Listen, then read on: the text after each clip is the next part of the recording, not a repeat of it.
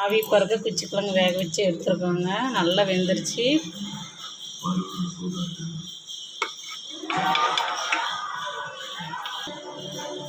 சுட சுட கிழங்குங்க.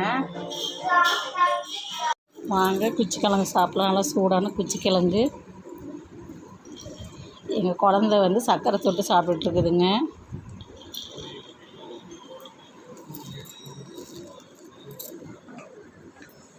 பச்சை கடலக்காய் கிடச்சிச்சிங்க. வேக போட்டிருக்கோம், வெந்துட்டுருக்கு.